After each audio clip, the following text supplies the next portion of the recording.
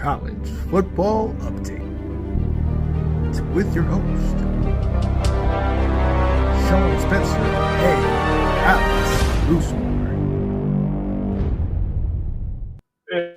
So hey, let's get into it. Week 0, we've seen the games that were played. Now let's give some of our game balls in week 0. Alex, I'll come to you first.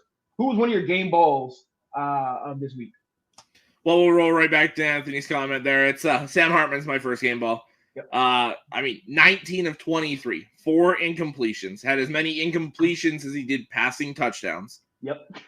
19 of 23 for 251 yards, 4 touchdowns, no picks.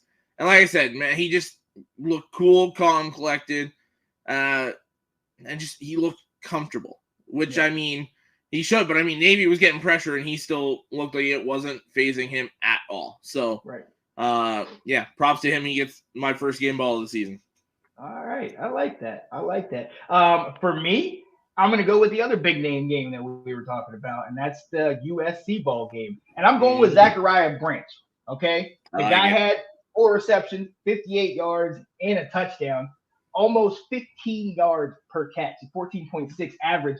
But what everybody remembers from that game, guy takes it at his own 4-yard line, night, and just takes it back all the way. And you can see when he came around, it looked like the defenders had the angle on him, but that speed, and he just took off.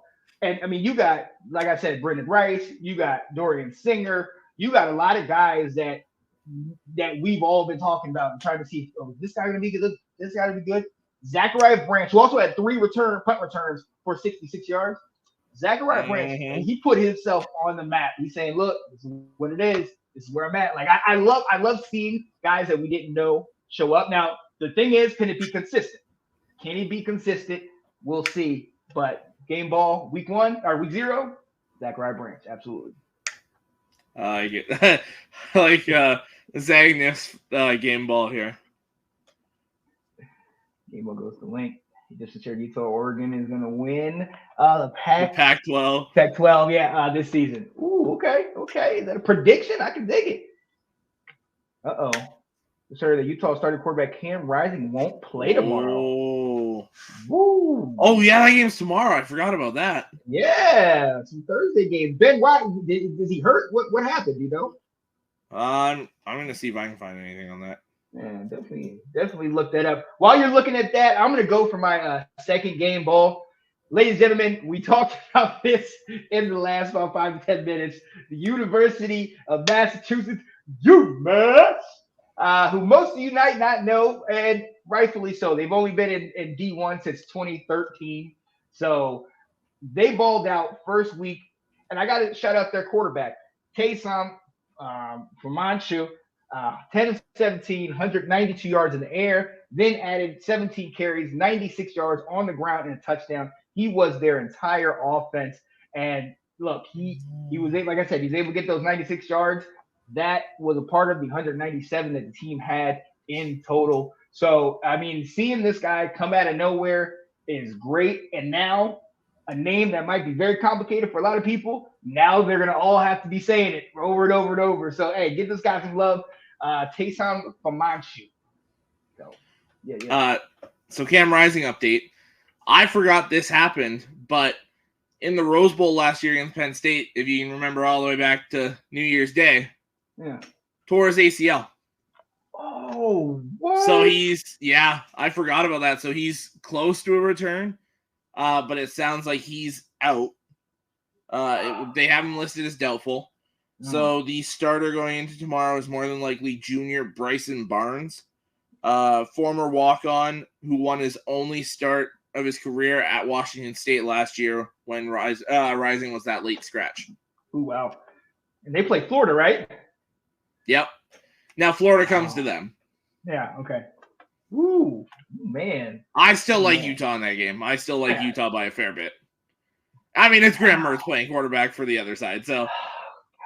Why, Billy Napier? I'm starting to become the only one who is on your bandwagon right now, and you do this to me. I'm hanging on, but it's like that foot's like getting ready to step off. Like Oh God. I might follow you. 'Cause this is too much for me, man. You don't go from Anthony Richardson to Graham Mertz. That's just not. Oh Well, God. I mean, from Trask to Richardson's a step down as well, because Trask was a really good college quarterback.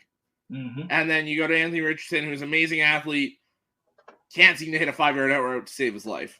Mm. And then you go to Graham Mertz, who just can't hit anything. Yeah. I do think it might be closer. This Sunbelt Billy, these SEC people, man, they can say whatever, man. Sunbelt Billy. Look, I'm gonna tell you, man. I'm gonna stand behind the guy because I think he can turn it around. Unfortunately, I don't think it's gonna happen there because I don't think he's gonna have enough time there. Agreed.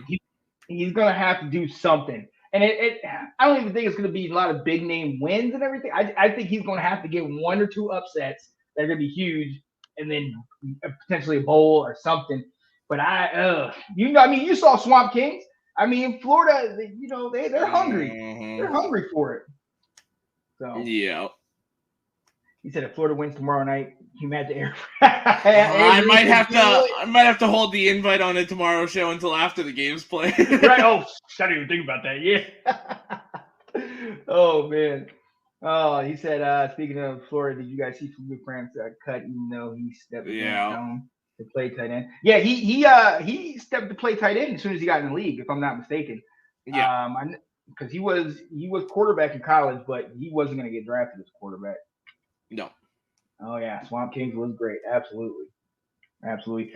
Who's your last game ball? For me, another game we talked about, that Vandy Hawaii game.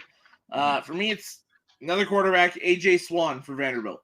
I mean, we talked about, was it Mike Wright leaving? Yep. He went to NC State, did he not? No. Where did he go? Mississippi State. He's the backup to Will Rogers. Yes. Yeah. I knew it was something state.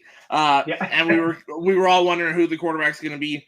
AJ Swan comes in, almost 67% completion percentage, 19 to 30, 258 yards, 3 touchdowns, no picks.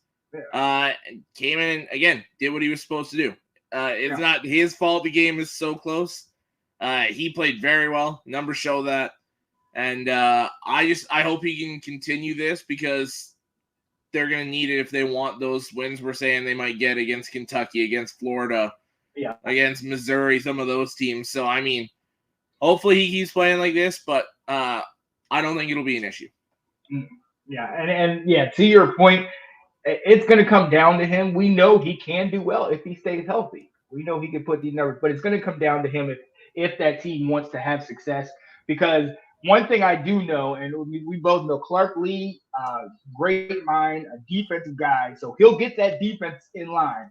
You know, when Chris was saying with the fundamentals and all that, he'll have those boys running and gunning for next week. But AJ Swan, I think when we start talking about going and playing, SEC teams, and I'm not even talking the LSU, the Georgias, I'm talking about, Kentucky, Missouri, some of these guys.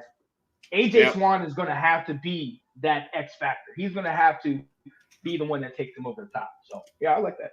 Yep. Absolutely.